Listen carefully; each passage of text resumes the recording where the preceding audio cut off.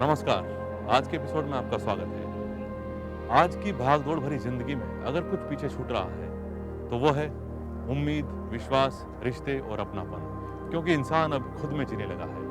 पहले परिवार और परिवार की खुशियां ही सब कुछ हुआ करती थी, लेकिन अब खुद की खुशियां, खुद के सपने सबसे पहले हैं। हमारा आज का एपिसोड भी इसी तरफ इशारा करता है। आइए देखते हैं।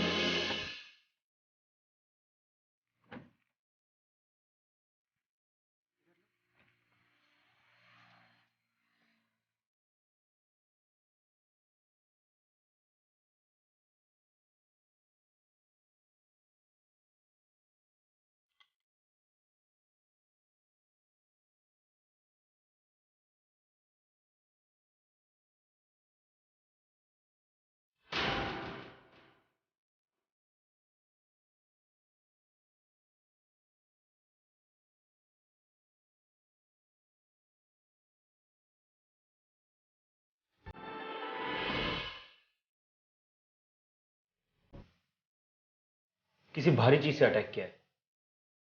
गुप्ता जी, आसपास देखो, कोई सबूत मिलता है तो। जी सर। ये इस घर के कौन थे?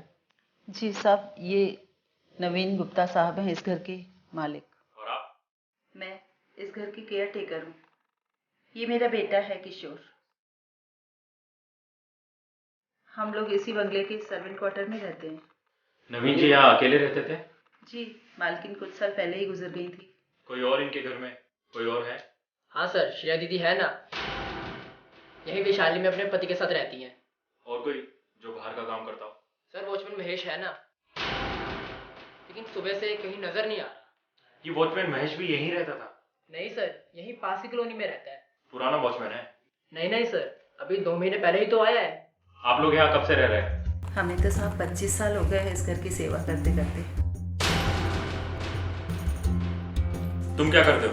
सर, मैं कॉलेज में पढ़ता हूँ। सबसे पहले लाश किसने देखी? मैंने साहब सुबह साहब जी के लिए चाय लेके आती हूँ। सुबह जब आप चाय लेके आती हैं तो दरवाजा नवीन जी खोलते हैं? जी नहीं, घर की दूसरी चाबी मेरे पास रहती है। कल रात यहाँ कोई आया था? श्रेया दीदी आई थी सर, यही रात के 9 बजे के करीब। सर, मैंने सब जगह तलाश किया लेकिन कोई सबूत नहीं मिला। कोई सबूत नहीं मिला? इसका मतलब हत्या लूट के इरादे से नहीं की गई है। और वॉचमैन महेश भी गायब है। अगर मान ले कि महेश ने ये हत्या की है तो इसके पीछे उसका इरादा क्या था? जब कोई लूट नहीं हुई तो महेश ने नवीन गुप्ता का मर्डर क्यों किया? साहब, महेश को शराब पीने की बुरी आदत थी। साहब इस बात को लेकर कई बार उसे डांट चुके थे। साहब तो दूसरा वॉचमैन भी देख रहे थे, लेकिन उससे पहले ही कहीं इस बात का बदला लेने के लिए महेश ने नवीन जी का मर्डर तो नहीं कर दिया? श्रेया को कॉल किया? हाँ सर, बहुत कॉल कर लिए, कब से कॉल कर रहा हूँ लेकिन वो उठा नहीं रही हैं। क्यों? कल रात साहब जी से किसी बात पे झगड़ा हो गया था उसका, नाराज होकर चली गई। दोनों के बीच झगड़ा हमेशा होता था? नहीं सर, पहले तो ऐसा नहीं था। पहले नहीं था, और अब? सर, आजकल बहुत ही ज़्यादा होने लग गया था, लेकिन किस बात पे होता था ये हमें नहीं पता। साहब, बाप बेटी के बीच तो ये सब चलता ही रहता है।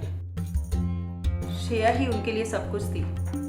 जब से मैं इस घर में आई हूँ तब से देख रही हूँ। साहब जी ने कभी श्रेया बिटिया को नहीं डांटा, लेकिन श्रेया ही कुछ ज्यादा बिगड़ गई। ठीक है किशोर, तुम श्रेया को कॉल करो और बुलाओ। जी सर। गुप्ता जी सर, लाश का पंचनामा करो और पोस्टमार्टम के लिए भेजो। चलो मैं बाहर देख के आता हूँ।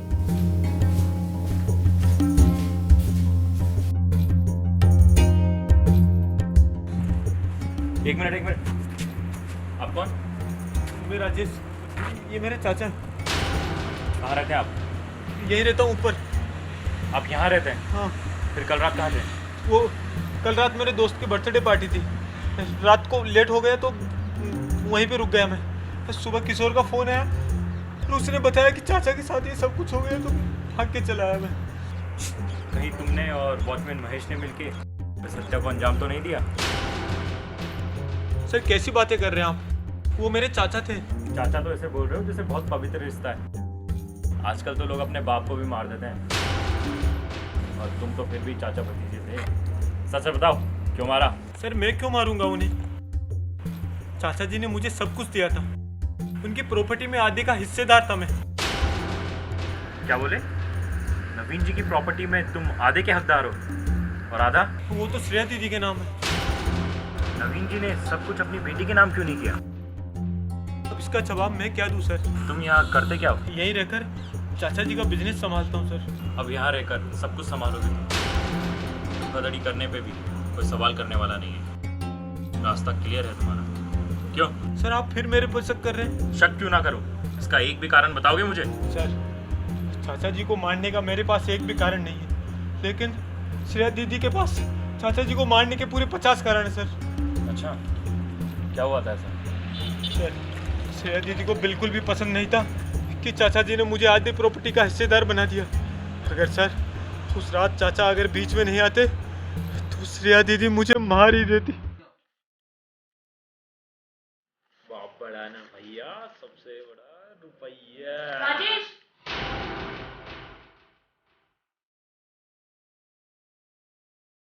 इस घर में रहते रहते इसी घर का मालिक बन बैठा तू। ऐसा क्या जादू कर दिया तूने पापा पर कि आधी प्रॉपर्टी का मालिक तुझे बना दिया? मैंने कोई जादू नहीं किया दीदी। अब चाचा जी ने मुझे आधे का हकदार बना दिया, ये तो चाचा जी ही जाने। बकवास मत कर, झूठ बोल रहे हो तुम। तुमने अपने जाल में उन्हें फंसाया है और उन्हें किसी ऐसे काम में लगाया है कि वो घर से बाहर तक नहीं निकल सकते। और अब आधी प्रॉपर्टी अपने नाम लिखवा ली। ये गलत है दीदी। चाचा जी ने पढ़ा लिखा कर मुझे इस लायक बनाया है। मतलब मैं उनको अपने जाल में क्यों फंसाऊंगा? क्यों उनको मैं ब्लैकमेल करूंगा? तो ठीक है, तुम इतने ही पाक और साफ हो ना, तो जो कुछ भी तुमने उनसे लिया है उन्हें वापस दे दो और बोल दो कि जो कुछ भी आपने मुझे दिया है वो तुम्हें नहीं चाहिए। ये क्या बात हुई दीदी? हाँ, आ गए ना अपनी असली औकात पे, दिखा दिया ना अपना असली रंग। मेरा भी फ्यूचर है। मैंने भी अपनी जिंदगी का एक एक पल, मेरी एक एक खुशियां यहां पर लुटाई है। और तो और आपके जाने के बाद में चाचा जी की एक एक जिम्मेदारी, एक एक ख्वाहिश को पूरा करना मेरी जिम्मेदारी बन गई। और आप कह रहे हैं मैंने अपना असली रंग दिखाया है? नहीं दीदी, सच तो यह है कि आपने अपना असली रंग दिखाया है। मुझे और चाचा जी को परेशान कर कर। वो मेरे बाप हैं, मैं चाहे जो करूं। और रही रंग दिखाने वाली बात, तो कान खोलकर सुन ले, मैं किसी को अपना हक नहीं मारने दूंगी, चाहे मुझे किसी का खून ही क्यों ना करना पड़े। दीदी, दीदी क्या कर रही हो? दीदी, दीदी क्या कर रही हो? श्रेया, अरे दीदी, तुम्हारा दिमाग खराब है क्या? हाँ, मैं पागल हो गई हूँ। आपने मेरा दिमाग खराब कर दिया है। मैं यहाँ 2-2 रुपए के लिए तरस रही हूँ और ये राजेश मजे से पैसे गिन रहा है। तुम ऐसे कैसे हो गई हो श्रेया? पहले तो तुम ऐसे नहीं थी। पहले तो आप भी ऐसे नहीं थे, सब कुछ बांट दिया है आपने। ये राजेश अगर इतना ही प्यारा है ना, तो सब कुछ इसके नाम पे कर दीजिए। मेरा क्या है, मैं तो उस धोखाड़ी के पति के साथ निकाल दूंगी जिंदगी। दो कौड़ी का पति?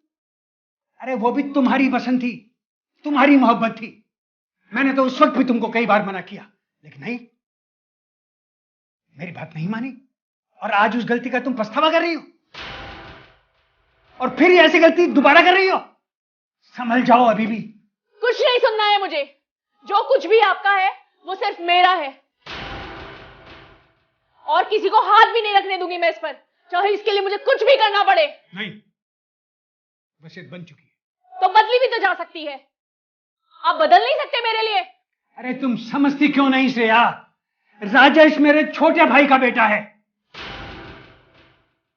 और इसका भी उतना ही हक है जितना तुम्हारा, समझी? तो ये आखिरी फैसला है आपका? हाँ।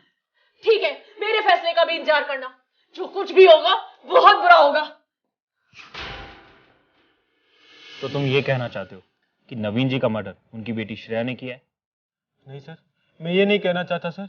मैं तो आपको ये बताना चाहता हूँ कि श्रेया दीदी बहुत गुस्से वाली थी और वो गुस्से में कब क्या कर दे उनको बिल्कुल भी होश नहीं रहता था सर। मैं ये क्यों ना समझूं कि तुम्हें इस बात का डर था कि नवीन जी ने अगर वसीयत बदल दी तो तुम्हारे हाथ से सब कुछ चला जाएगा, और इससे पहले कि वसीयत बदली जाए तुमने उन्हें रास्ते से हटा दिया। सच कह रहा हूं ना मैं? नहीं सर, ये बिल्कुल सच नहीं है सर। सर मैंने चाचा जी का खून नहीं किया। हाँ सर, ये बात अलग है कि चाचा जी श्रेया दीदी के दबाव में आके वसीयत बदलने के बारे में सोच रहे थे, लेकिन सर मैं सच कह रहा हूँ, मैंने चाचा जी का खून नहीं किया सर। तुम बहुत लंबे जाओगे बेटा, शहर छोड़ के जाना मत। और जिस दोस्त के बर्थडे पार्टी में गए थे ना, उसकी डिटेल दो अंदर कांस्टेबल को। जाओ।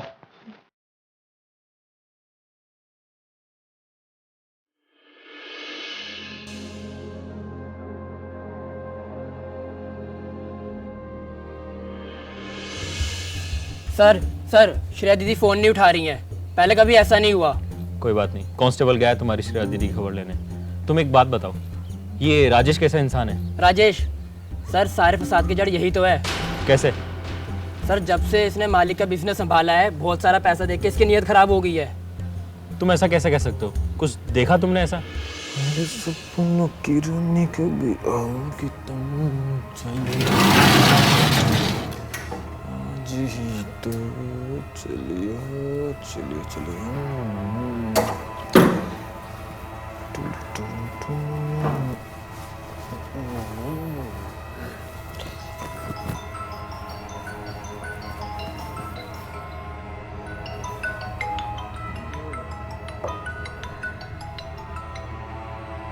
हेलो,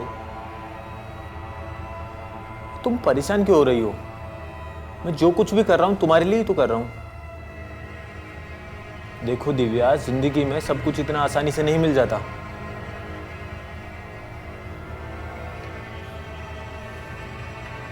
यार बहुत कुछ पाने के लिए कुछ समय का इंतजार तो करना ही पड़ता है ना।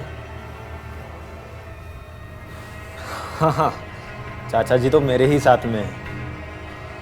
अरे साथ में क्या है, मैंने अपने साथ में किया है उनको।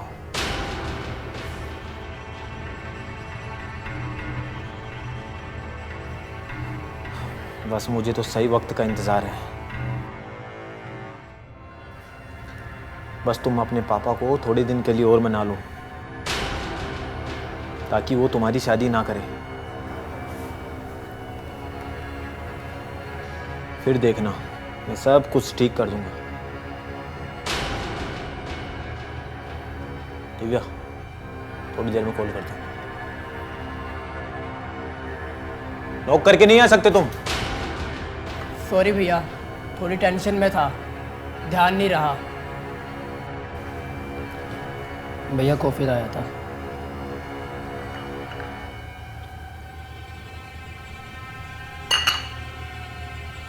देख बेटा, तूने क्या सुना है क्या नहीं सुना वो तो मुझे नहीं पता, लेकिन अगर गलती से थोड़ा बहुत भी कुछ सुना है ना, वो बाहर जाके किसी को नहीं बताना, समझा क्या? ठीक है भैया।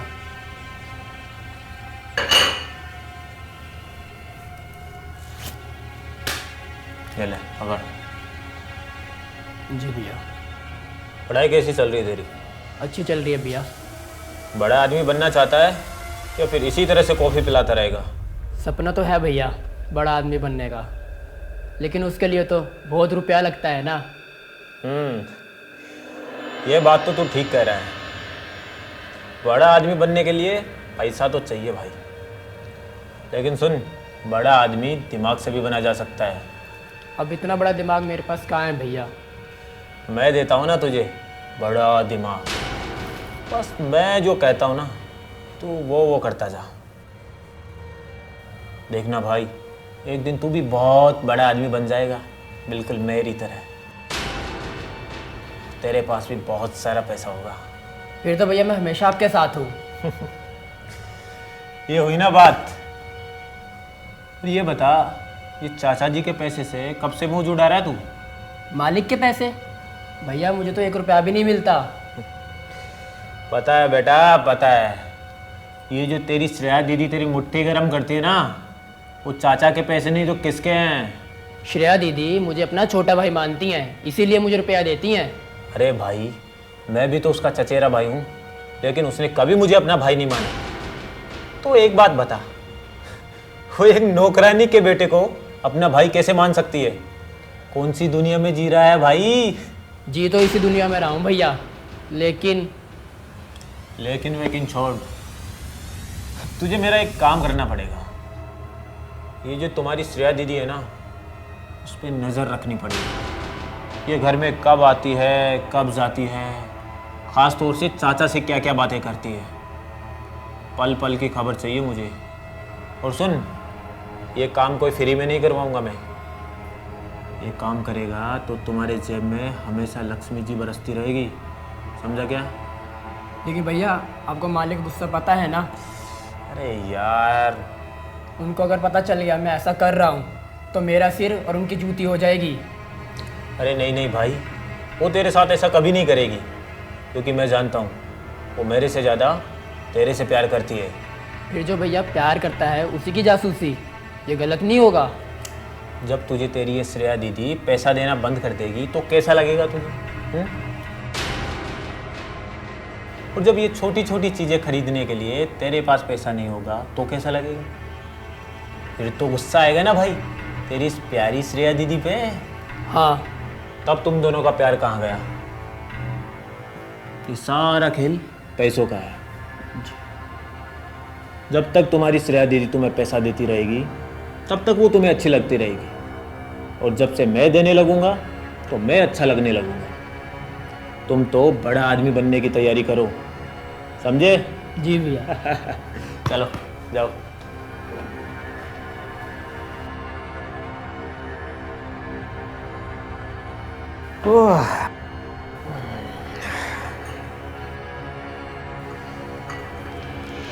तो अब तक कितनी लक्ष्मी आई है तेरी जेब में?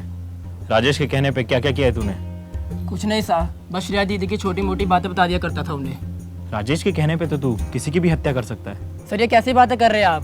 मैंने तो ईमानदारी से सब कुछ आपको सच बता दिया है और आप मुझी पर शक कर रहे हैं। मैं बता रहा हूँ, तुमने और राजेश ने मिलके नवीन जी का मर्डर किया है। प्लानिंग करके राजेश तो पहले बर्थडे में गया और पीछे से मौका देख के तुमने नवीन जी का मर्डर कर दिया। और इस बीच जब वॉचमैन महेश ने ये सब देख लिया तो तुमने उसे भी रास्ते से हटा दिया ताकि हमारा शक महेश पे जाए। कहाँ फेंका है महेश को, बता। सर हमने कुछ नहीं किया, हम अपनी अम्मा की सौगंध का कहते हैं। बेटा 2-2 मर्डर के केस लगेंगे तुझ पे, सच सच बता। नहीं साहब, हमने कुछ नहीं किया है। ठीक है, लेकिन पुलिस की नज़र हमेशा तेरे ऊपर रहेगी। कुछ भी सस्पिशियस लगा तो याद रखना, पुलिस का डंडा जिंदगी भर याद रहेगा तुझे।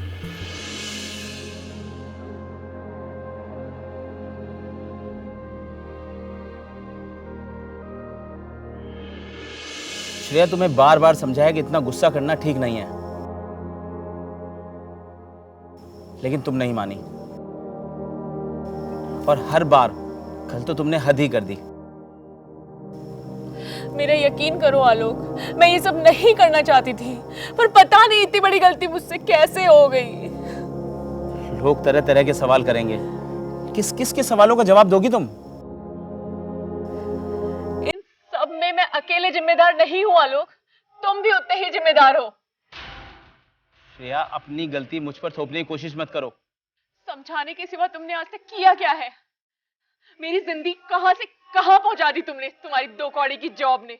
जब तुमसे मैंने शादी की तब भी मैं यही 2 कौड़ी की नौकरी करता था। मैंने तुमको पहले ही सब कुछ बता दिया था, तुमने ही कहा था एडजस्ट कर लेंगे। यही तो मुझसे गलती हो गई, अब सर पकड़ पकड़ के रो रही हूँ। श्रेया आज अगर तुम सर पकड़ कर रो रही हो तो इसके लिए सिर्फ तुम दोषी हो। तुम्हारे सपने, तुम्हारी लाइफस्टाइल दोषी है। तुम्हारी इसी लाइफस्टाइल ने पापा जी को भी सोचने पर मजबूर कर दिया था। बंद करो अपनी ये बकवास। हाँ, मैं तो हमेशा से बकवास ही करता रहा, तुम्हें समझाता रहा तो बकवास था, तुम्हारी हर बात को बर्दाश्त करता रहा तो बकवास था। अब मैं आगे भी ऐसे ही बकवास करता रहूंगा। बस तुम सबने मिलकर मुझे कहीं का नहीं छोड़ा। उधर वो राजेश मेरे साथ धोखे पे धोखा करता रहा, और तुम रोने पे रोने रोते रहे। तुम दोनों ने मिलकर मुझे इस लायक बना दिया कि मैंने पापा के साथ, मेरी एक आवाज पर सब कुछ मेरे कदमों में डालने वाले पापा के साथ मैंने इस रात